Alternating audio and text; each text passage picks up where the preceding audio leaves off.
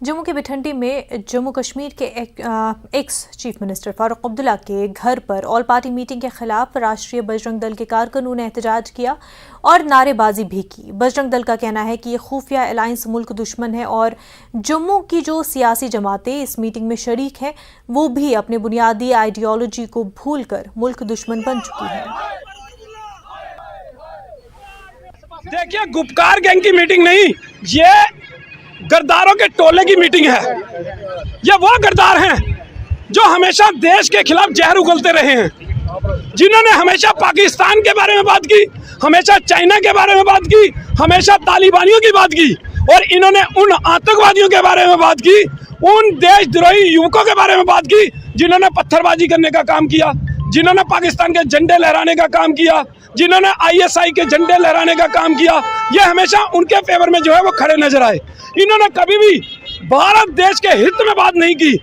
आज हम इनका कड़ा विरोध कर रहे हैं। हमने चेतावनी दी थी जब जब इस गुपकार गैंग यानी कि गद्दारों के टोले ने मीटिंग की है, हमने हमेशा इनका विरोध।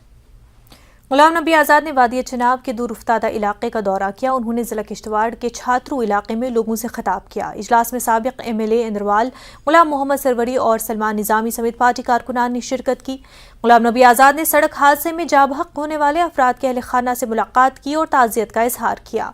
आज़ाद ने शाह असरारुद्दीन साहब बगदादी और शाह फरीदुद्दीन साहब बगदादी की जियारत पर चादर भी चढ़ाई और मुल्क बिलखसूस जम्मू कश्मीर के लिए अमन और भाईचारे के लिए दुआ मांगी। आज़ाद चिनाब का दौरा खत्म करके सिंथन टॉप के रास्ते कश्मीर रवाना हो गए।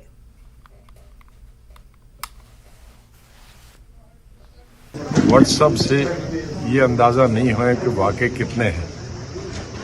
तो नई पार्टी मैं बनाऊं, चाहे दिल्ली से अनाउंस करता या जम्मू से नहीं, मुझे अंदाजा नहीं होता कि वाकई लोग साथ हैं।